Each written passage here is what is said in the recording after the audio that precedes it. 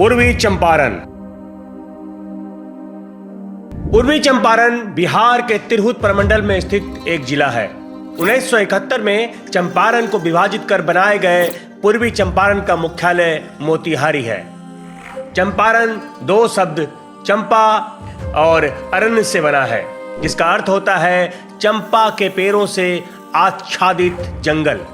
पूर्वी चंपारण के उत्तर में एक और जहां दूसरा देश नेपाल है, तो वहीं दक्षिण में मुजफ्फरपुर स्थित है। ऐसे ही इसके दूसरी ओर पूर्व में शिवहर और सीतामढ़ी तथा पश्चिम में पश्चिम चंपारण जिला है। महाकाव्य काल से लेकर आज तक चंपारण का इतिहास गौरवपूर्ण एवं महत्वपूर्ण रहा है। दुनिया के सबसे पुराने धर्म के किताब में इस जगह का उल्लेख मिलता है। पुराणों में वर्णित है कि यहाँ के राजा उत्तानपाद के पुत्र भक्त ध्रुव ने यहाँ के तपोवन नामक स्थान पर ज्ञान प्राप्ति के लिए घोर तपस्या की थी।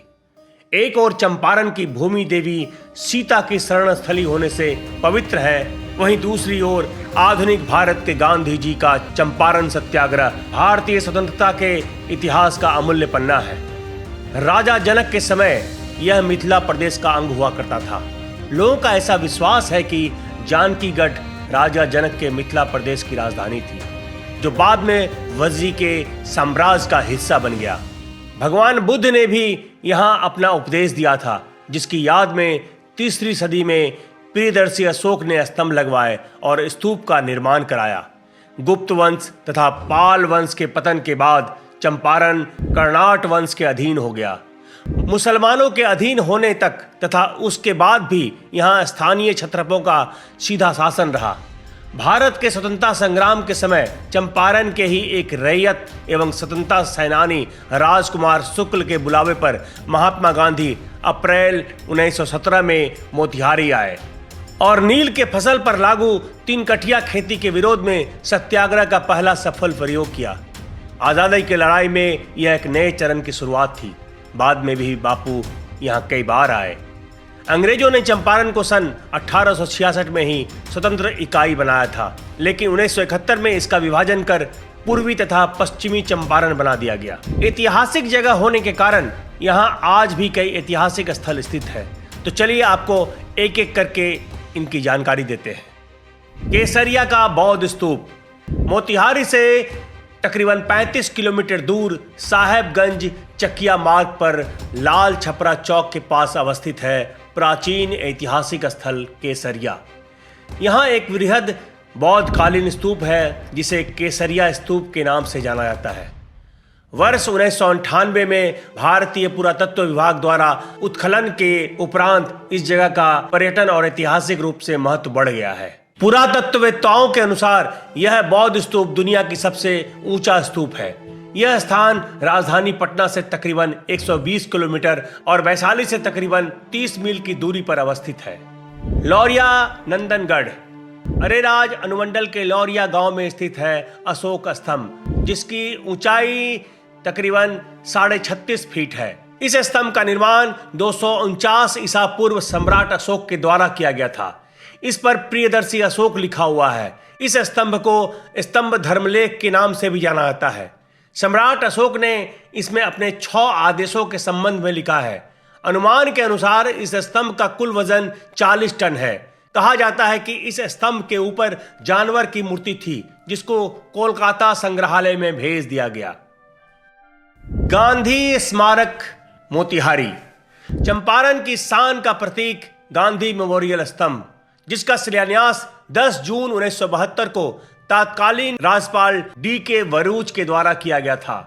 18 अप्रैल 1978 को वरिष्ठ गांधीवादी विद्याकर कवि ने इस स्तंभ को राष्ट्र को समर्पित किया। इस स्तंभ का निर्माण महात्मा गांधी के चंपारण सत्याग्रह की याद में शांति निकेतन के मशहूर कलाकार नंदलाल बोस के द्वारा किया गया। चुनार पत्थर से निर्मित इस स्तंभ की लंबाई 48 फीट है।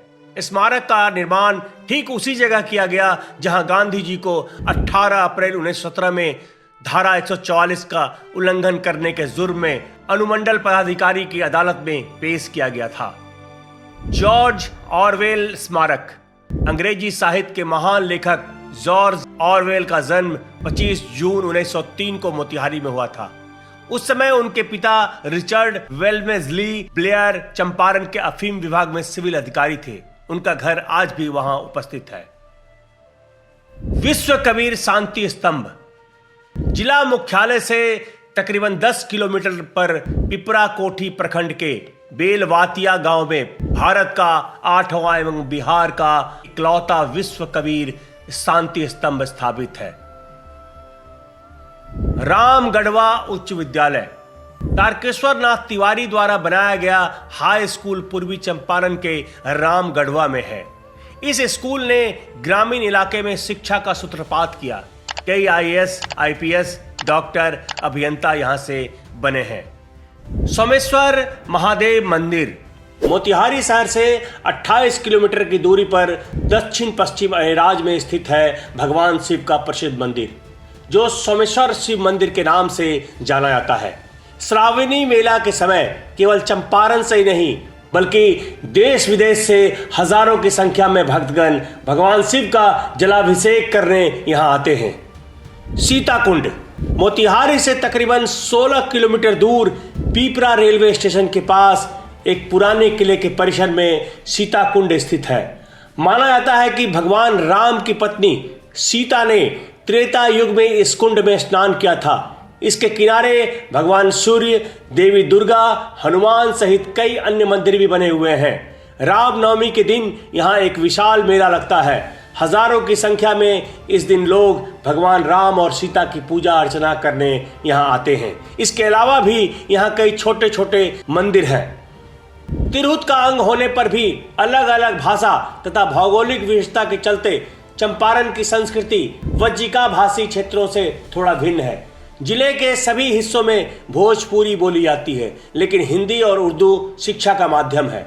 शहरों में अंग्रेजी माध्यम से पढ़ाने वाले स्कूल भी हैं। यद्यपि भोजपुरी संस्कृति यहाँ रची बसी है, किंतु लोगों में अपनी भाषा के लिए गौरव का अभाव है। उत्तर प्रदेश, झारखंड तथा बिहार के कई जिलों के करोड़ों लोगों सहित अंतर्राष्ट्रीय स्तर पर बोली जाने वाली भोजपुरी को लोग शिक्षा का माध्यम बनाने में हिचकते हैं, लेकिन शादी विवाह या अन्य मांगलिक अवसरों पर भोजपुरी संगीत कार्यक्रम का अभिन्न हिस्सा होता है।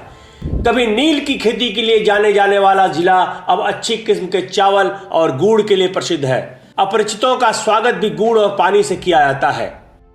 पूरे बिहार की तरह छठ पूजा भी यहाँ के लोगों का एक महत्वपूर्ण पर्व है। इसके अतिरिक्त होली, दिवाली, दुर्गा पूजा, महाशिवरात्रि, रक्षाबंधन, गुरु पूर्णिमा, सतुवानी, चकचंदा आदि हिंदुओं का प्रमुख त्योहार है। वहीं मुसलमानों का ईद, बकरीद और मुहर्रम बड़े धूमधाम से मनाते हैं। गंडक, बागमती तथा इसकी अन्य सहायक नदियों के मैदानों में होने से पूर्वी चंपारण की उपजाऊ मिट्टी खेती के लिए उपयुक्त है। हिमालय के गिरिपात क्षेत्र से रिसकर भूमिगत हुए जल के कारण तराई क्षेत्र को यथेष्ट आर्द्रता उपलब्ध है, इसलिए यहाँ दलदली मिट्टी का विस्तार है। लोगों के जीवन का मुख्य आधार कृषि और गृह उद्योग है। उत्तम कोटि के बासमती चावल तथा गन्ने के उत्पादन में जिले को ख्याति प्राप्त है। कुल मिलाकर देखा जाए तो यह जिला बिहार के अन्य जिलों की तरह अपने समृद्ध इतिहासों से भरपूर है, लेकिन देखरेख के अभाव में अपनी समृद्धि खो रहा है। आज के लिए बस इतना ही। फिर मिलेंगे अगले एपिसोड में किसी अन्य जिला को आपके समक्ष प्रस्तुत करते हुए। मैं बिहार हूं।